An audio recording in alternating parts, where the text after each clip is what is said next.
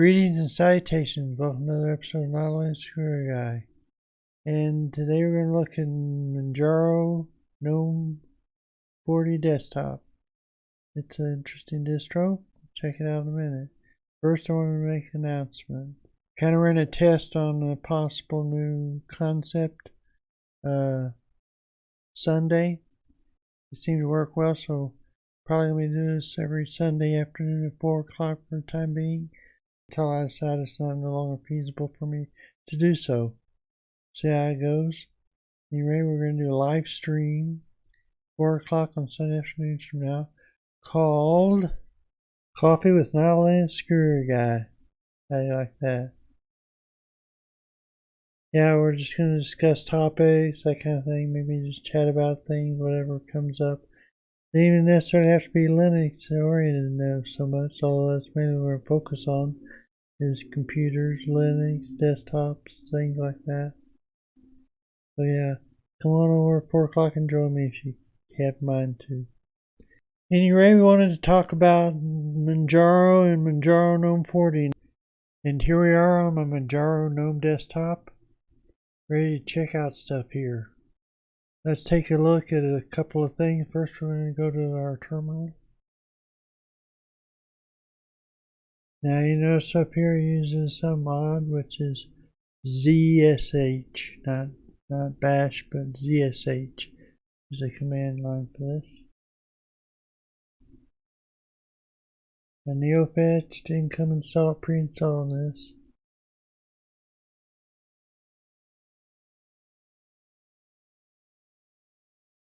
Let's install FastFetch.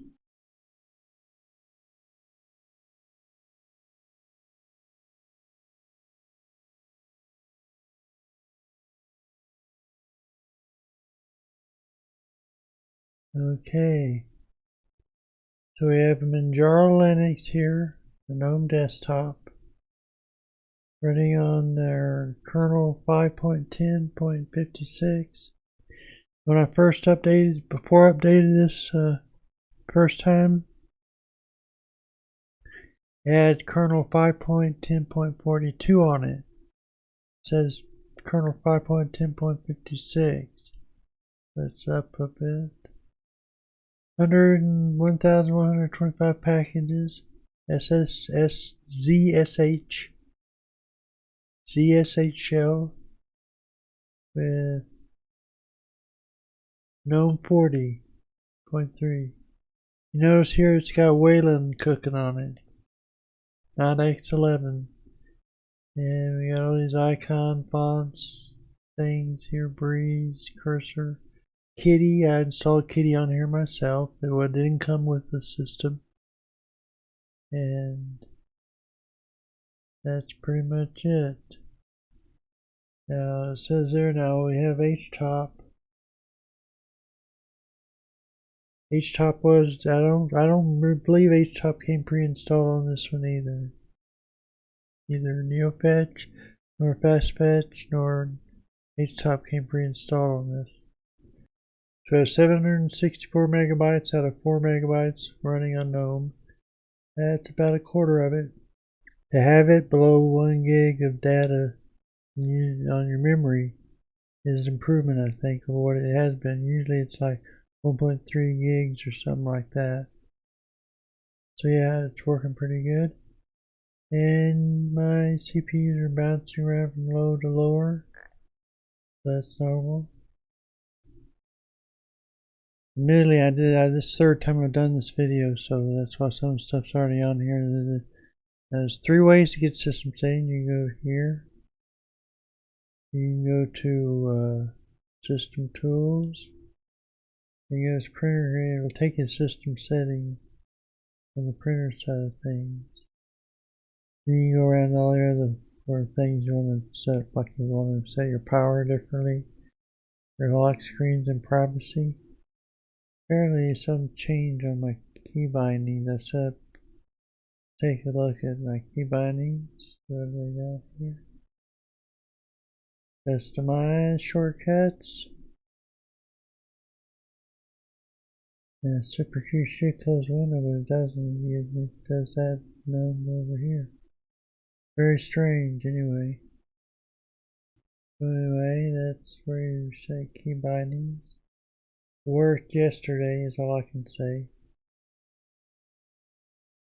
Yeah, you can set your system settings like any program you can do this with. Once you have it open, left click on it. Up here it'll say add to favorites. Add to favorites.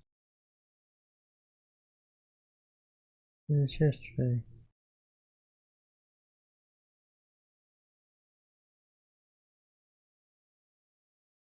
Very strange. Anyway, you should be able to add to favorites. Maybe a whaling deal.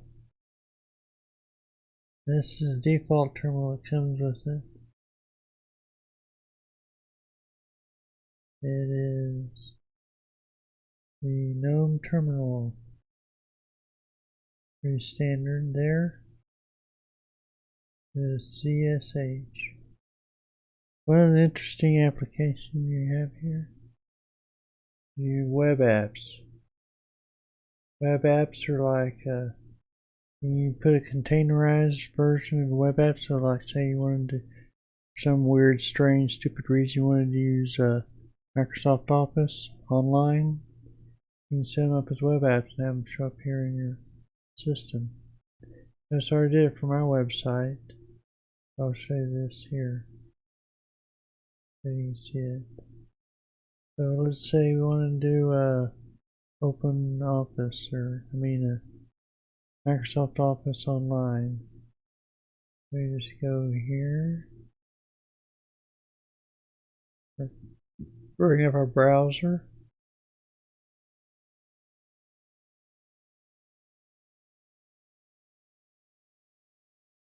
and it's this.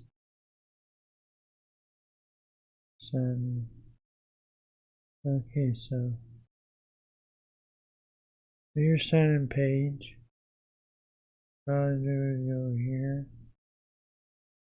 copy this login over here, then you go to Web Apps.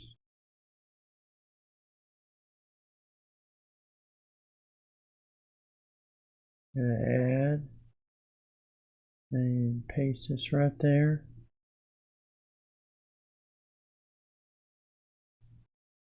MS Office. Great.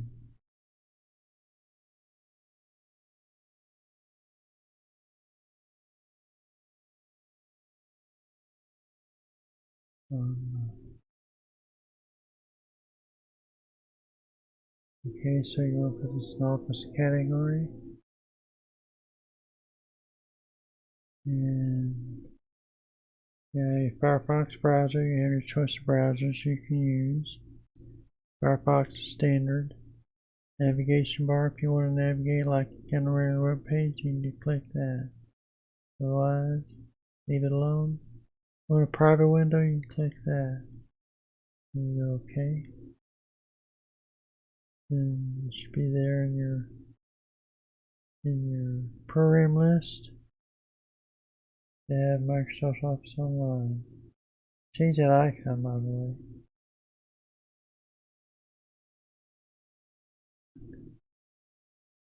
So pops in, should be a login screen, Microsoft Office. There you are.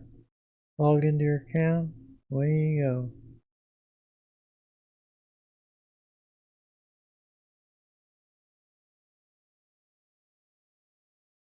One in 5 ways to skin a cat in Linux. About 9 or so, I guess.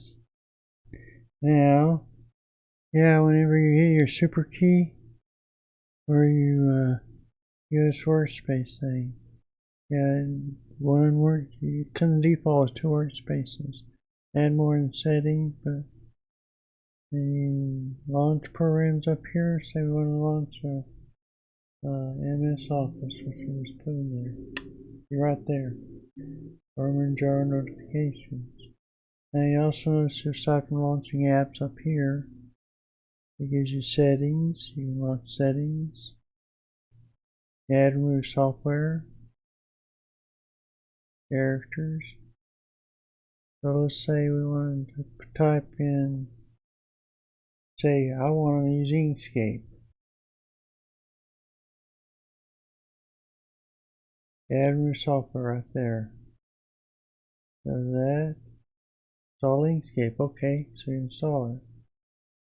Then GVim. Yeah, GVim, which I assume is a graphical Vim.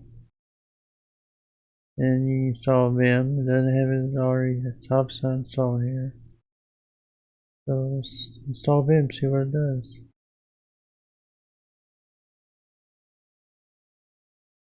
They install Vim. So I love Vim. I hate Vim. I love Vim.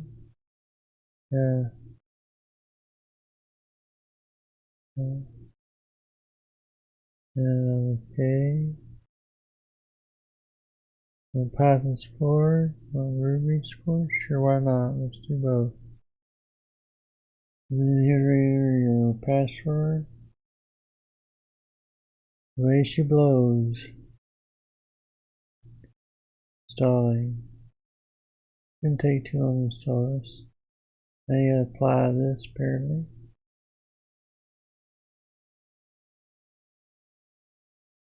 Just download the product.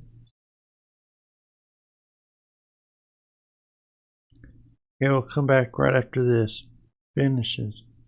Okay.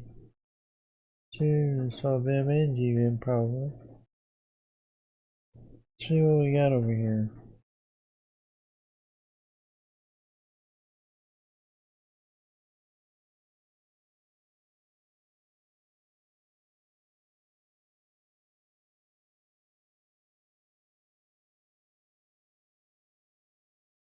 All those are installed.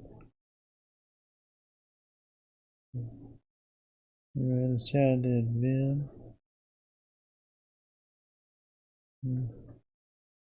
Look at my bash. Oh, bash RC.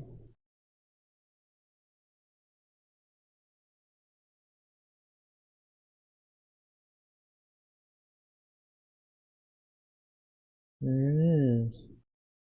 Okay, Vim works. Yay. So let's go through our program list. See what we got on here.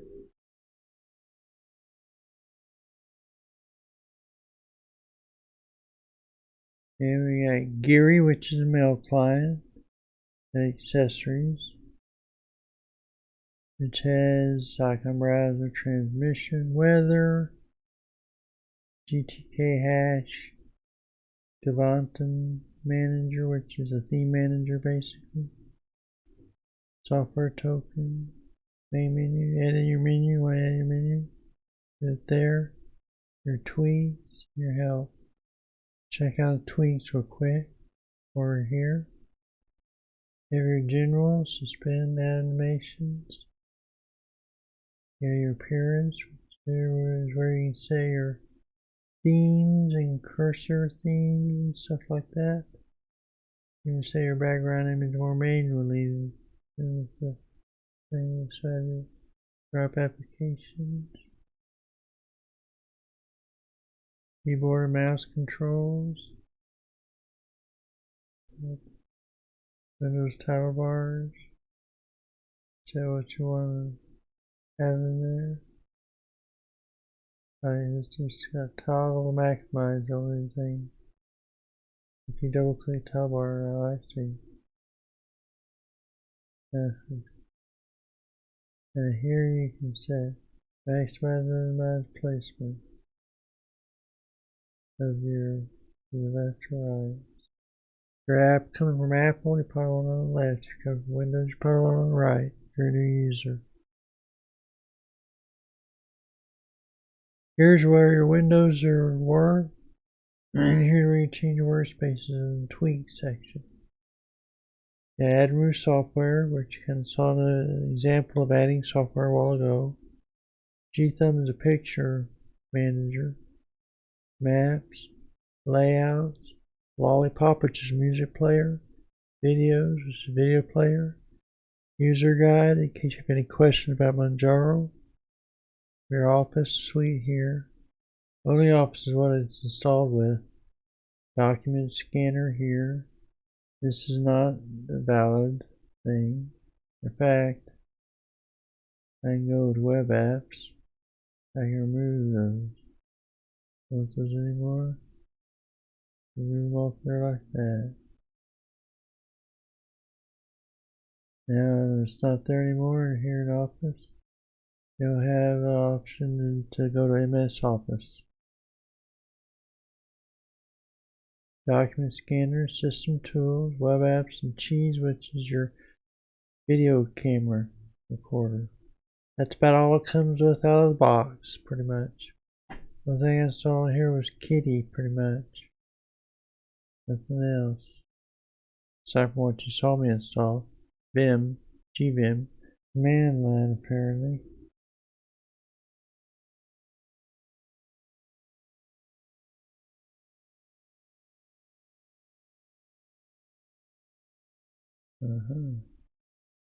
There's GVim.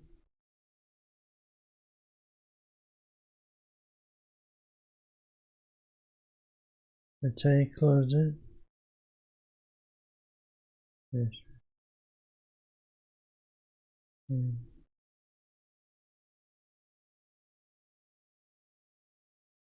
and GVim. I was going to tell you setting. You go to here, hit the settings. A simpler way is through here. Just go here, and settings. Also, you get your settings by going up to here and settings. Go into settings from there.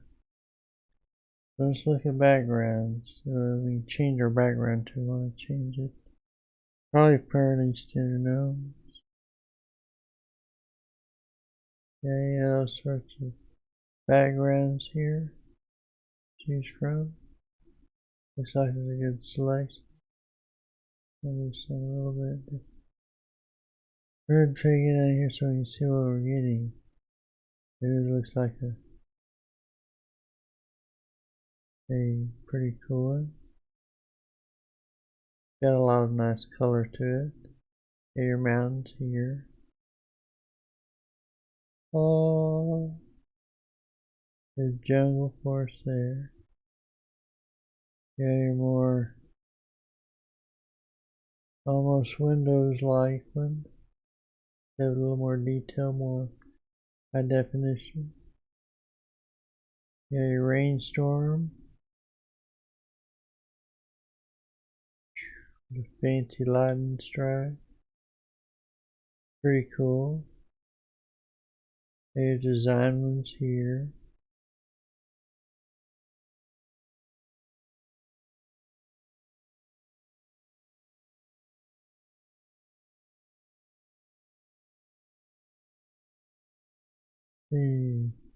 That's looking down on a list group of trees there, I think. Yeah, with snow on them. Got a light bulb here.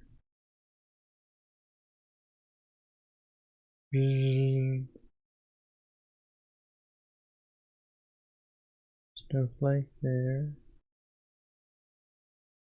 That's kind of pretty. Anyway, yeah, a list of like it in KD Plasma. There's a good list of different. There's ones I've used before.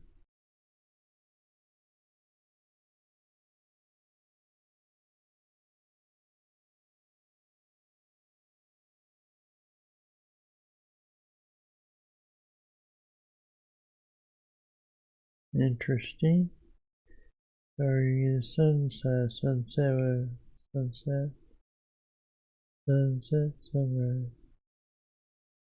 Yeah, well, it's kind of dark for a dark theme. Too dark, probably. We go with this one. That'll be good. We'll stay with this one for now, just for giggles.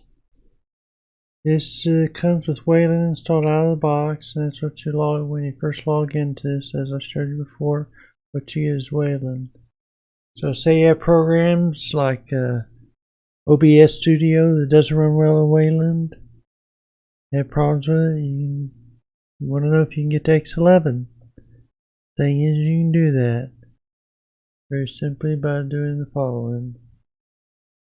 Let's go up here, log out.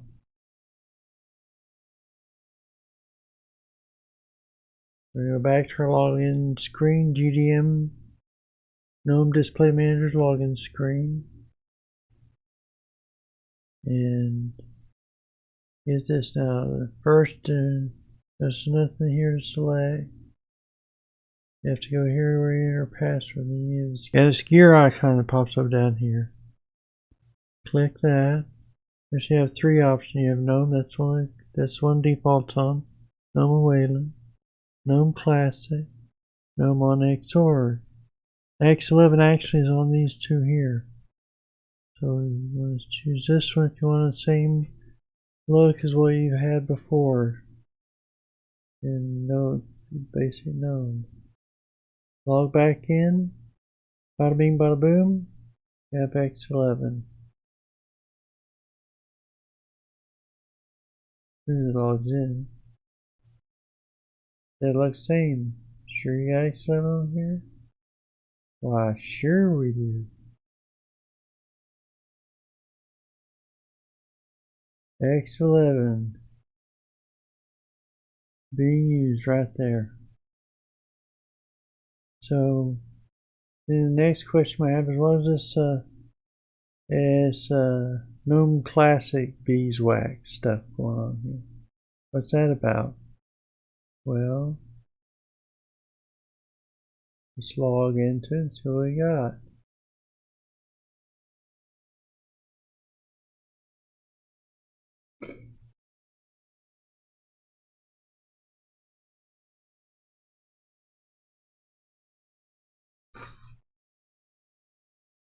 There's our menu again. Click there.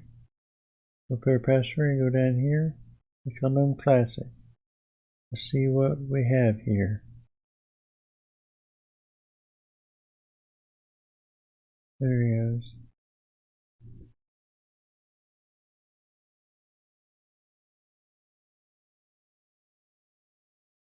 Oh, whoa, this looks different, doesn't it?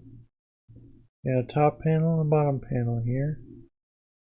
You have your date and the icons, your general stuff over there. On the right side of the menu. You have your applications and places over here. Down here you have activity switcher. And over here you have your workspaces. So that's interesting. Now with your activity switchers, you go up here places. And you just click on that, it'll start your files program and go to home. Start this. Your terminal. Then you can do this. The activity switcher. By pressing your super key, Windows key, it gives you activity switcher. Or you can click down there to get the same thing. Either way will work. So you can switch between your activities that way, or you just click on it with that with something set behind there. You use your Alt Tab. Either way. Alt Tab obviously is simplest for me to switch between things, so I'll probably just ditch this concept here, but otherwise. One other thing I like about this is the cascading menu. The only thing I don't like about it, I have any search function on it. Got a nice cascading menu.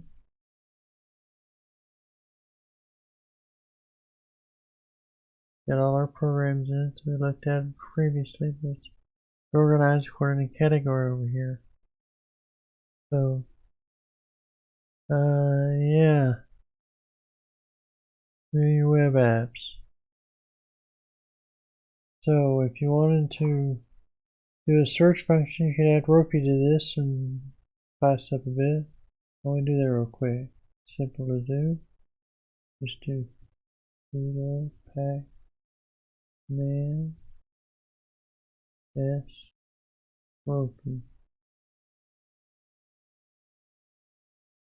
And away you go. installed just like that. Ding. Now, do Alt F2. Look up run can. Copy. Show D-run. There you go. Got Ropey cooking on here. Wanted to pull up your settings.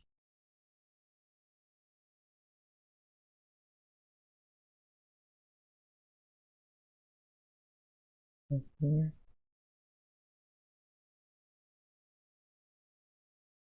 Your settings. Backgrounds we just looked at are all the your all these different settings you can go to.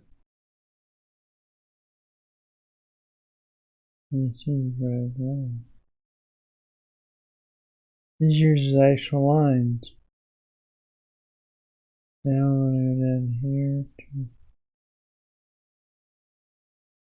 custom shortcuts. Add this to it. Working.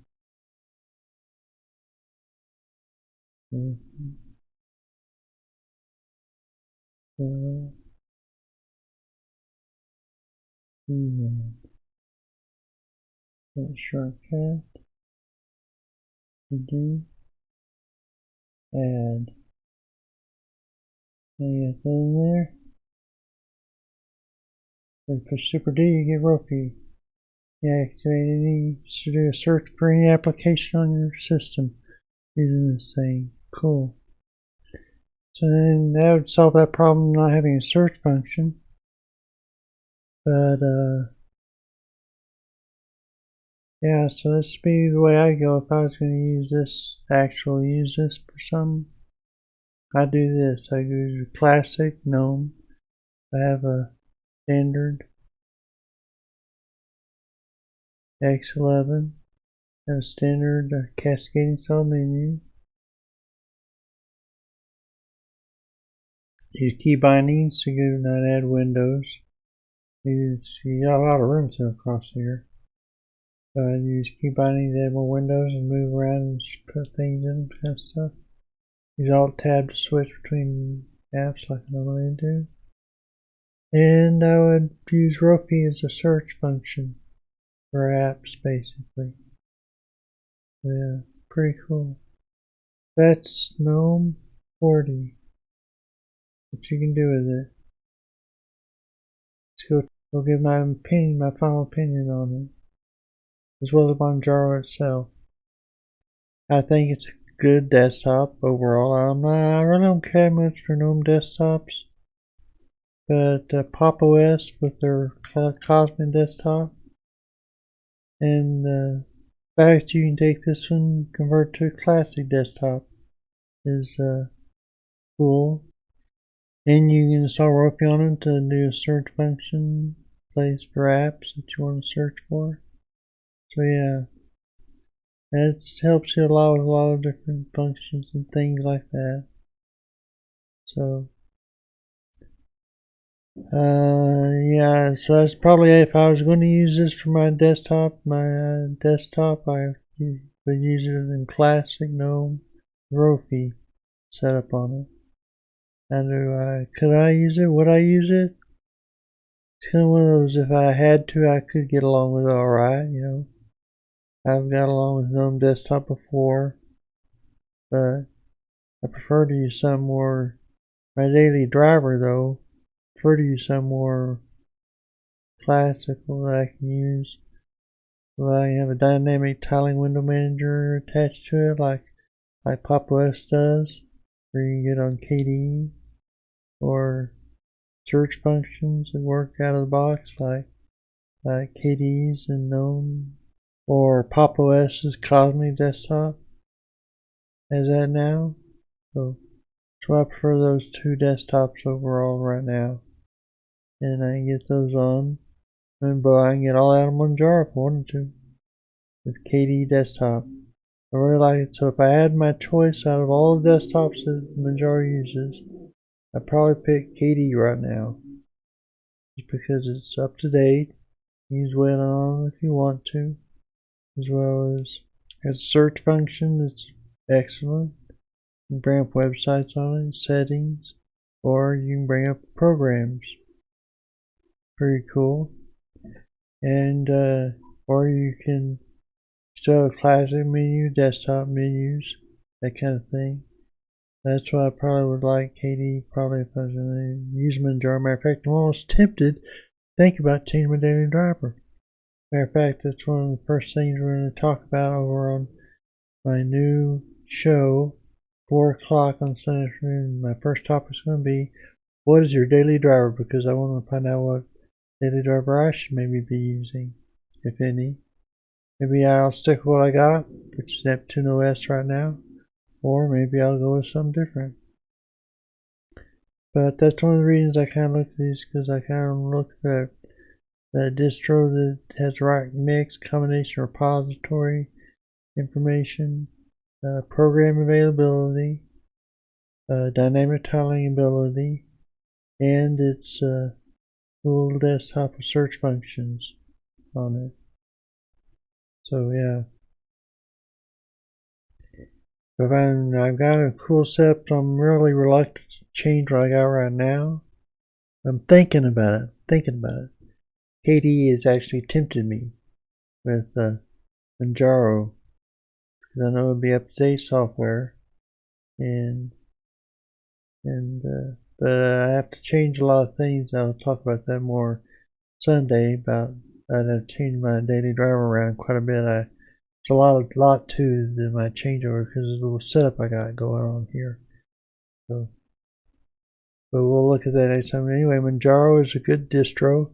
I like it. Out of all of the Arch-based distros, I probably like it the best simply because it has, except for this last time, but all the time it's most smoothest in setup. The only thing I don't like about it is like 2 or 3 things I don't care for about it. One on the updates and especially when it's got a lot of updates, which is going to be frequently for Manjaro, is that it doesn't really give you a sense of how much further you have to go on your download yet. Now some of them like one of the distributions that we reviewed recently had Pac-Man, and it gave you how many out of how many downloads you had. So it gave you like 42 out of 56 or something like that downloads to go to download. Manjaro, I haven't seen it that much. Usually it's just downloading files. You don't know how close to the end it's getting. You don't know how much further you got to go. You have 100 files, 300 files, or whatever files you have left to download. So you're kind of like, now I suppose if you use your installer on PadMac, probably give you more of an idea of how far you got to download. So that's a consideration. But then it seems to go slower when you use that.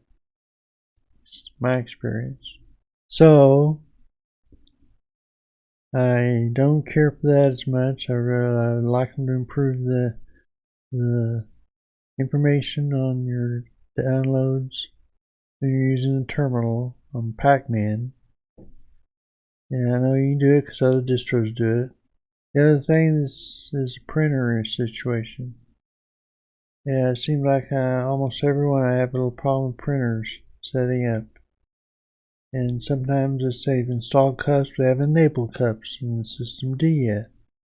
Or they install cups, enable cups, and don't have print managers. Or they have print manager. One of them had a print manager. I think it was KDE. So that was cool. And it was working. It was obviously cups came enabled, installed, enabled, and they had a print manager there. Graphical print manager, but yeah, I still couldn't get it to work correctly, so I have to figure that out. Anyway, printing's been an issue with pretty much almost all Arch-based systems, I think.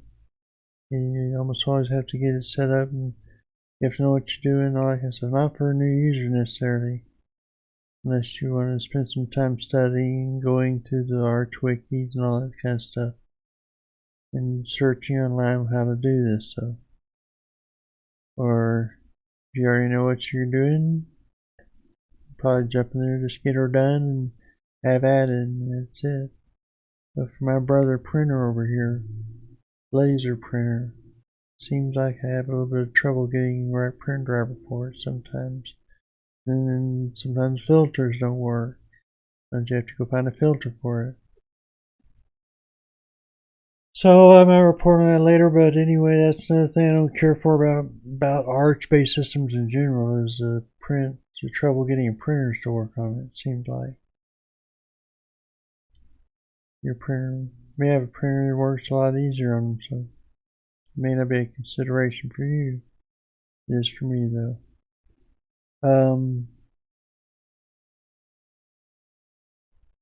But yeah, there's not much really to complain about other than those couple of 2 or 3 things on Manjaro.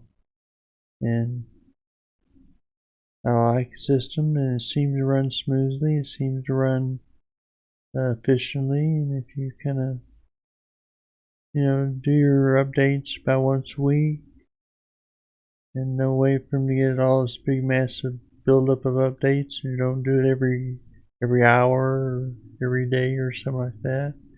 Once a week is about right, give or take a few days, and yeah, you shouldn't have any trouble with it.